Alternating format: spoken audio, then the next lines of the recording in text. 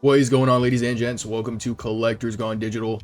My name is Josh, and on today's episode, we are reviewing the Stackr platform created by Dr. Profit.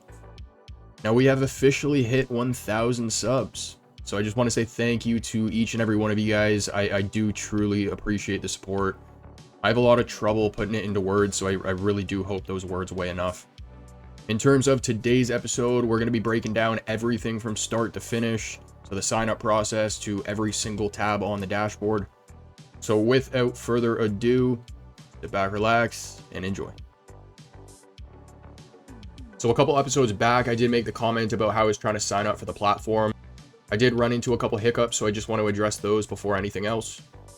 So the sign up process is quite unique, I must say. So first off, it requires you to connect your X profile. And then the second step is actually listing a collectible from your VeVe account in the VeVe market at a specific amount that the platform tells you to. So mine was like 8,200,000 gems.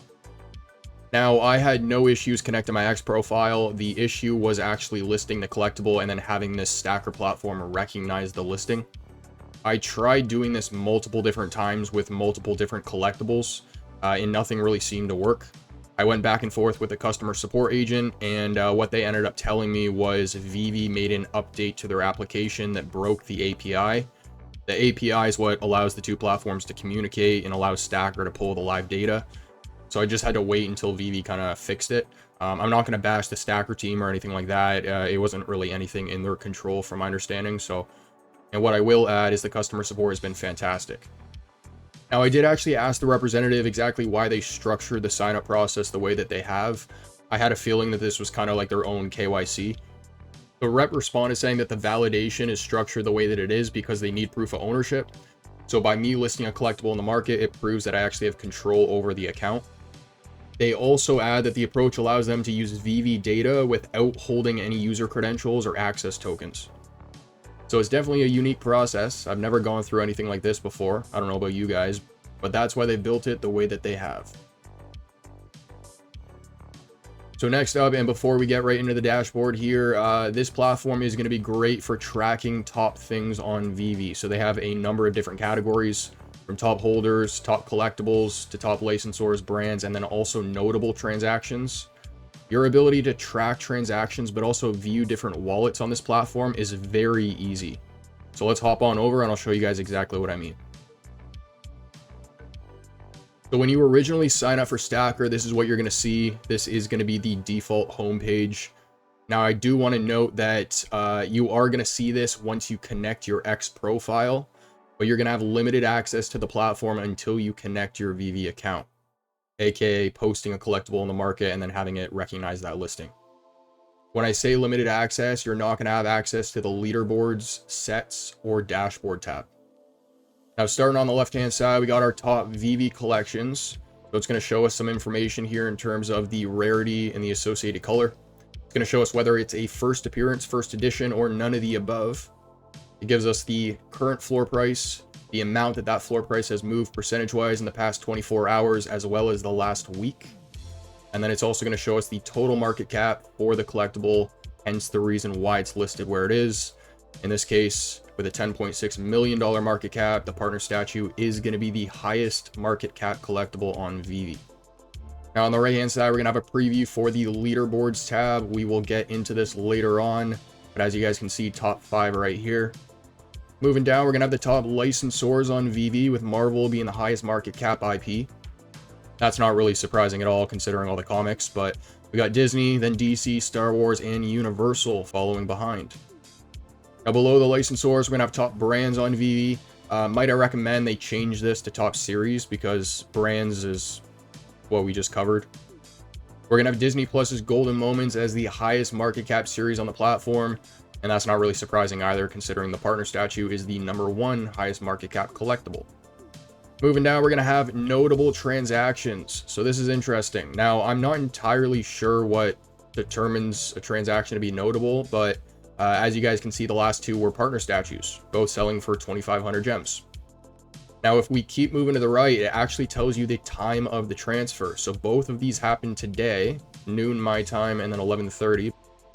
And these were purchased by 2 separate users. As you guys can see, it went to 2 different wallets. And I do actually have the ability to click on that wallet and view all of their previous transactions. So that's really interesting. So as you guys can see, they picked up the partner statue at 11:30 this morning, but their last purchase was a couple of these Christmas stamps 5 days ago. So if we head back to the home page here, let's head to the first tab, collections. And what you guys are going to see is nothing different from what we've already kind of discussed on the home page in terms of floor price and market caps and stuff like that. You do also have the percentage change over 30 days.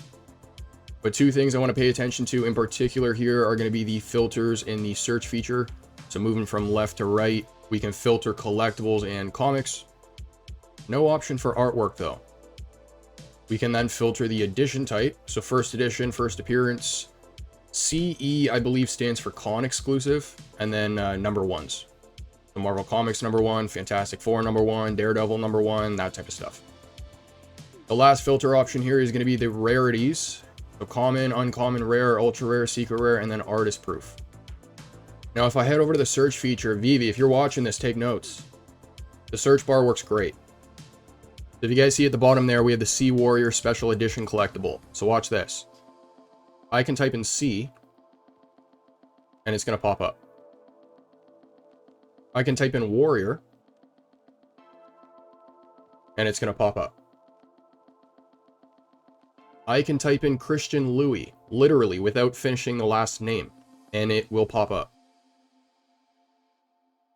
So these types of keyword searches need to be added to the VeVe app. I'm well aware that the team sees other things as larger priorities, but when I see something like this, I almost question, I'm like, okay, well, how many resources do you actually need in terms of people to create a search function that works properly? Because this one clearly works. So I don't know, maybe hire the person that made this one on a contract and have them build it out quickly. Just a thought. But in terms of the search functionality, I think it works great. As you guys can see, I just typed in Disney and it shows me all the Disney collectibles from highest to lowest market cap. So it is very easy to find what you're looking for. All right, so next up is the analytics tab, and the first thing you're going to see is this chart. So the purple line is going to represent the number of transactions happening at that given time. The red bar is going to represent the number of users selling off, and then the green bar, the opposite, the number of people buying in. Now scrolling down here, we're going to see another transactions tab, but this time instead of just notable transactions, this is actually showing all of the transactions taking place on VeVe. And as you guys just saw, it updated right there in front of you guys in real time. So the current time right now is 1:43 p.m.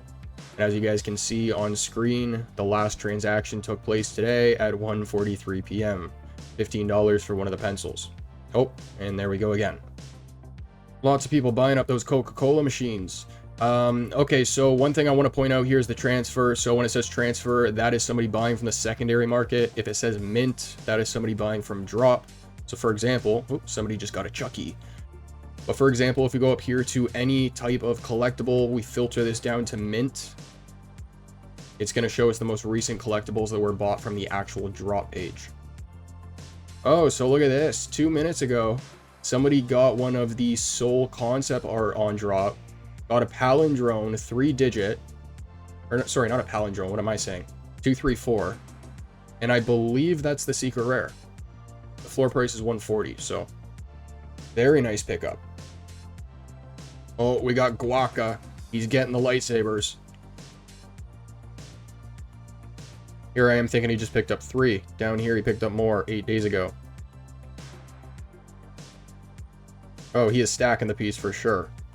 So there you go, guys. There's a lot of information that you can gather from this platform. I love how easy it is to use. And then up here you do also have a tab that I guess focuses more on the piece itself rather than the transaction or the wallet ID. One thing I did forget to mention is that you do have the option of changing this chart to well, multiple different options between 2 weeks and 2 years.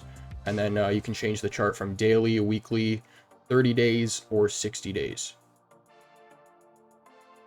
So next up is going to be the leaderboards tab, and this is going to show your overall rankings for the categories you guys see on screen.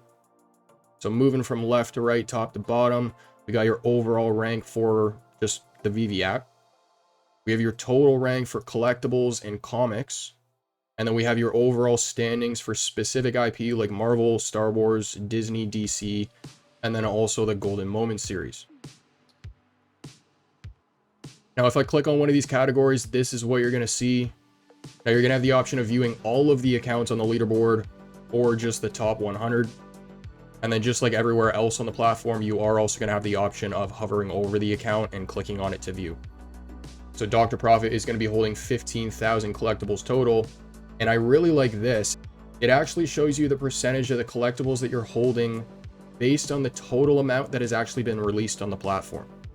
So of the millions of collectibles that have been minted at this point, Dr. Profit's collectible collection accounts to 0.37% of the total of collectibles, not comics. The next tab is going to be our sets tab, and this is going to be very similar to what we already have on the mobile app in terms of showing you how many you have completed total of the set. So on the top left hand side, I have 18 of the 437 total sets. I'm not a big set collector. I have so many sets that I'm only missing like one of, and then of the 18 that I have total, it actually breaks down which are season 1, 2, 3, all the way up to 7.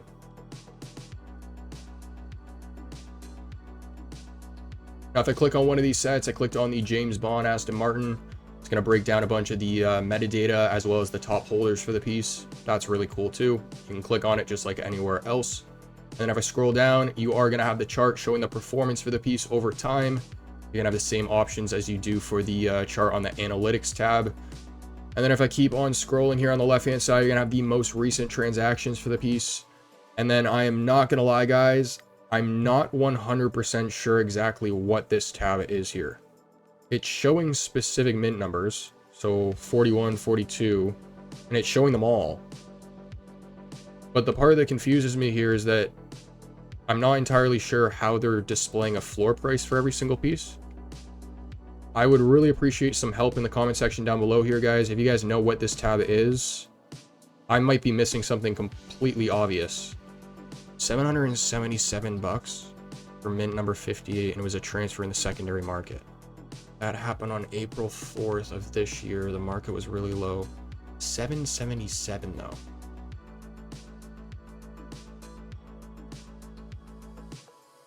Okay, well that's that transaction. Okay, I think I was just overthinking this. I think it's just showing the specific price it sold for each and every mint, because this is a piece that sold out entirely, so the 507, there'll be a record for each and every one of them. So I think that's what we're looking at here. Just a couple other things I want to know with the sets tab here is if you look at the bottom left hand side for each set, it is going to show you the total market cap. So for the Aston Martin, we got a total market cap of 31,000. And then on the right hand side, you have the option of clicking the VeVe market button, and that will take you to the web app. And the last tab is going to be the dashboard. So on the top right hand side is going to show your portfolio. I am going to blank that out. The rep from Stackr said that they put a setting on my account to block that off for the video, but I couldn't find it. But it shows the dollar value of your entire portfolio, and then it breaks down the total number of collectibles and comics, just like on the app. Under the Vault tab, it shows your most recent pickups. So the Amazing Spider-Man number 10 was mine. I've been quiet for the past week. And then in terms of the transactions and account tab, transactions tab here is going to be no different from all the other transaction tabs we already covered. And then the account tab is going to show just some personal info. So I'm not going to cover that, but you do have some options of toggling on certain features. So the leaderboard, for example, is one of them. If you want to toggle that off, you have the option. So in terms of my overall thoughts and opinions on the platform, the sign up process is definitely interesting, to say the least. Like I said before, it's my first time ever dealing with something like that, but I do understand with all the KYC stuff. In terms of dealing with all the little hiccups at first, their customer service has been fantastic. I have a long email thread with the support rep at this point, and every single response has been within a couple hours. The platform itself is very easy to use. There isn't really much of a learning curve at all. The search function is fantastic. We definitely need to be able to search keywords on the VeVe app. It would make the experience way more smooth. The interface is clear, the dashboard's clear, the leaderboard tab, sorry, is fantastic. So showing your overall rank for specific categories like Disney and Marvel and just collectibles and comics, that's some awesome information to know. Kudos to the Stackr team for that one. In terms of any recommendations, guys, if you have any, make sure to drop them in the comment section down below. I believe the support rep is going to be watching this video. So if you do have a particular vision in mind with where they can take things, don't hesitate to share. In terms of one recommendation that I have, it's very small, but just changing the top brands tab to top series, just to avoid the confusion with the top IP and licensors. But in terms of the overall platform experience, like I said, it's clean, it's easy to use. I think one other thing that I will bring up here is that I know some people, or at least some people that I've spoken to, are a little hesitant to sign up because they have to sign up with their X account and they have to list a collectible and stuff like that. So maybe the team wants to provide a little bit more transparency around why that is the way that it is. But other than that, we got another awesome tool to use in the community. Ladies and gents, that's going to conclude today's episode. I hope you enjoyed. That is a complete breakdown from start to finish of the Stackr platform recently released by Dr. Profit. As mentioned in our last episode, I will be putting together a little recap of the Q&A that Foster did in the Akomi Discord. For anyone that did miss it and is interested in learning what they discussed, make sure to tune in next week. That is an episode you guys can expect. If you're back to work, I hope you had a fantastic holiday. If you're still on holiday, enjoy the rest of it. And speaking of that, we do have our Christmas sale that is going to be wrapping up on January 1st. So if you guys do want to take advantage of that, you can do so using the link in the description. But if you guys enjoy the content, make sure to like and subscribe. Comment down below what you want to see in a future episode. As for our next, I'll catch you then.